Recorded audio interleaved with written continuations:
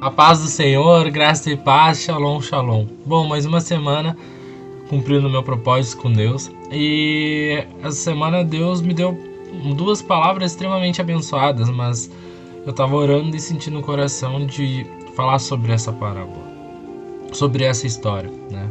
Para que a gente possa entender um pouco mais do agir de Deus.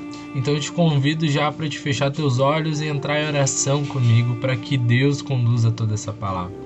Senhor amado, Deus Todo-Poderoso, te pedimos, Senhor amado, que seja o Teu Espírito Santo guiando cada palavra, Senhor. Pai, que Tu, Senhor, edifique lares, Senhor, que tenha assistido esses vídeos, ó Pai, que Tu faça transformação nas casas, Senhor.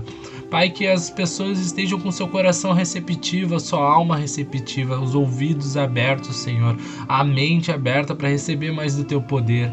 Pai, se tem enfermo, Senhor, que a Tua presença, Tua magnitude, Senhor, nos sare, Senhor amado. Pai, que nessa noite Tu nos dê chaves para vencer, Senhor. Que Tu, ó Pai, a cada dia se engrandeça nas nossas vidas e que possamos fazer a diferença por onde passarmos. Amém? Bom, não vai ser uma mensagem tão longa, mas eu creio que Deus quer falar muito no teu coração, assim como Ele falou no meu. Então, vamos para a palavra de Deus, que ela vai se encontrar em Mateus 9, no versículo 27, onde vai começar. Então vai dizer: Jesus saiu daquele lugar e no caminho 2 cegos começaram a segui-lo, gritando: Filho de Davi, tenha pena de nós. Assim que Jesus entrou em casa, os cegos chegaram perto deles, então ele perguntou: Vocês creem que eu posso curar vocês? E eles responderam: Sim, Senhor, nós cremos. Jesus então tocou nos olhos deles e disse: Então que seja feito como vocês creem. E os olhos deles foram curados. Aí Jesus ordenou com severidade: Não conte isso a ninguém. Porém eles foram embora e espalharam a notícia a respeito de Jesus por toda aquela região. Bom, no primeiro momento, no versículo 27, nós vemos 2 cegos indo em direção a Jesus. No primeiro momento vamos notar que eles apenas acreditaram que Jesus era só mais um profeta.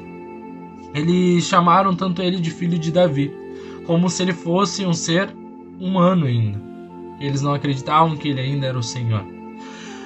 Mas no versículo 28 vai dizer que quando eles se encontraram com Jesus, as coisas já mudaram. Vemos a grandeza de Jesus quando ele não faz acepção e permite que eles cheguem até ele. E eles perguntam a vocês: Vocês creem que eu posso fazer?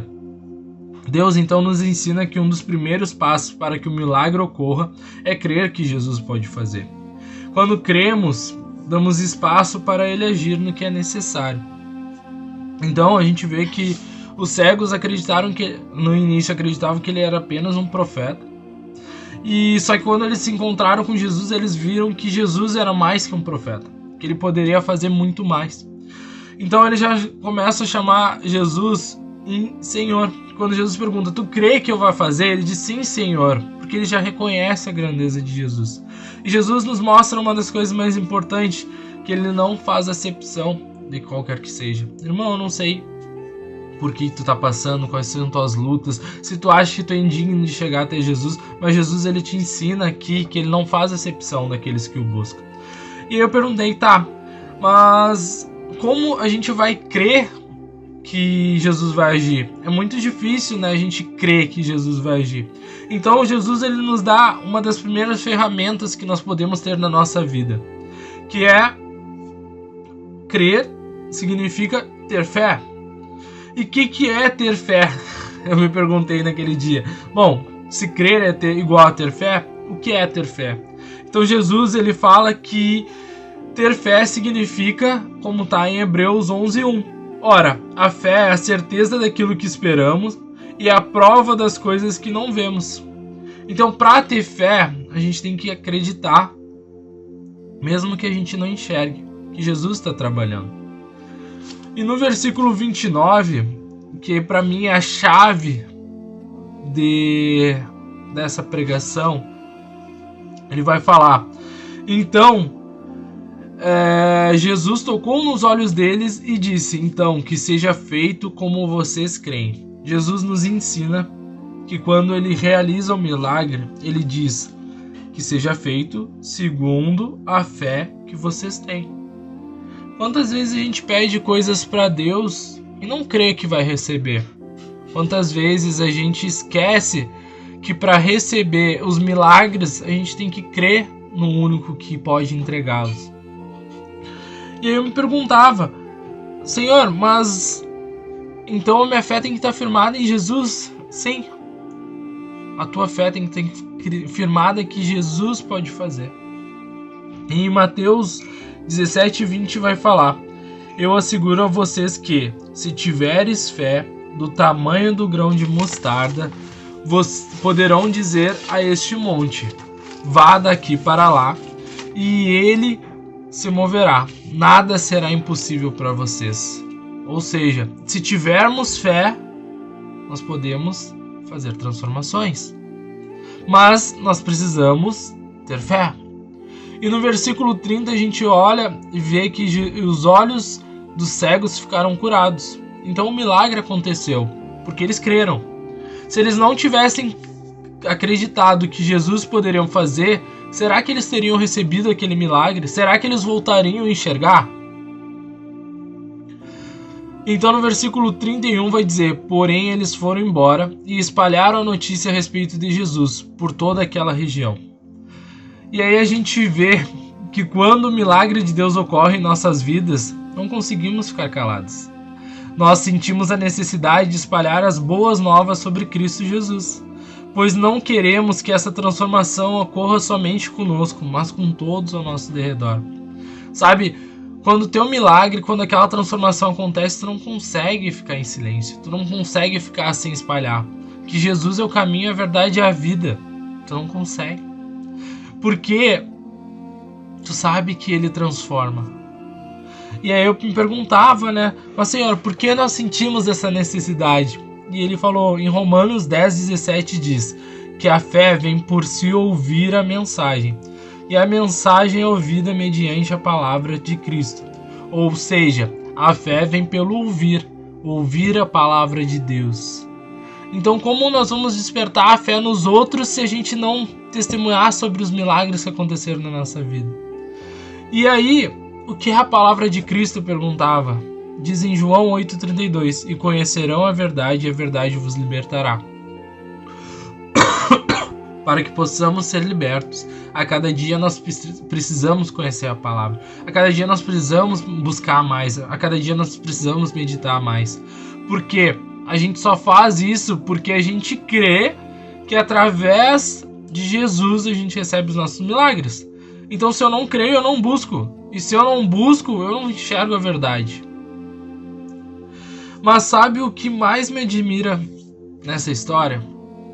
O que mais me chamou a atenção nem foi tanto a fé. Foi que a gente pode parar e ver a atitude dos dois cegos. Eles não enxergavam, mas eles usaram o que eles tinham para ir até Jesus. Eles usaram os pés. Eles poderiam ter ficado sentados esperando e gritando para que Jesus visse eles. Mas não, eles levantaram e foram. Então chegou para mim que a atitude, Deus me revelou que nada mais é que a tua oração.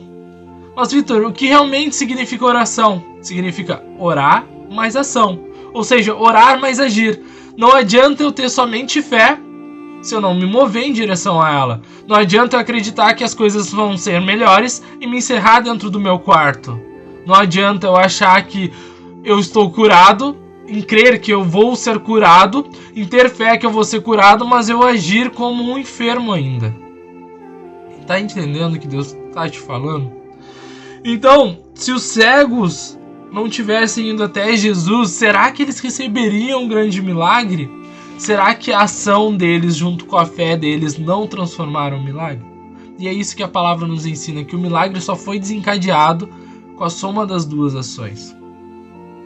E sabe o que podemos aprender com isso? Muitas vezes o nosso milagre, o nosso tão esperado sonho, aquilo que está tão perto, nós não recebemos porque começamos a colocar desculpas. Dizemos, é muito difícil, que não somos capazes, que somos pequenos. Mas aí que tá o interessante de andar com Deus, sabe?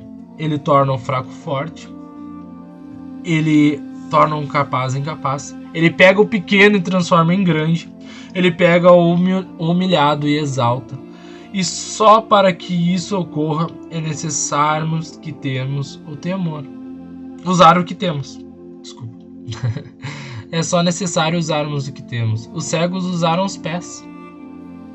O que tu tem que usar? E como assim usar o que temos? Eu perguntei para Deus e Deus falou: os cegos usaram as pernas e tu pode usar a tua boca para orar, para reconhecer que Deus é teu Salvador, reconhecer a grandeza de Jesus, para entregar os teus medos e aflições nas mãos do único que pode resolver. Tu pode usar a tua pequena fé que tu tem hoje para acreditar que amanhã será melhor. Tu pode estender a mão para um amigo que precisa de uma ajuda. Tu pode dar um abraço em alguém. Tu pode falar sobre as maravilhas que Deus fez e faz na tua vida. Tu pode procurar estudar mais a palavra de Deus com pouco conhecimento que tu tem. Tu pode parar de colocar as coisas à frente de Deus. Tem tantas coisas que podemos fazer para Deus e usarmos o que temos. E quando Ele vê o quanto estamos nos esforçando, Ele se alegra e te vê cada vez mais como um filho obediente. E no momento que eu li sobre isso, eu parei e lembrei de vários profetas que só viveram um milagre quando eles tiveram atitude. Pedro, se não tivesse pego a pequena fé que tinha e decidido ir em direção ao Senhor que estava no meio do mar, ele nunca teria andado sobre as águas. Se Moisés não tivesse batido o cajado na pedra, ele nunca teria saído água. Se Davi não tivesse jogado a pedra no gigante, ele nunca seria derrotado. O gigante nunca seria derrotado. Se os dois cegos não tivessem ido até Jesus, eles nunca voltariam a enxergar.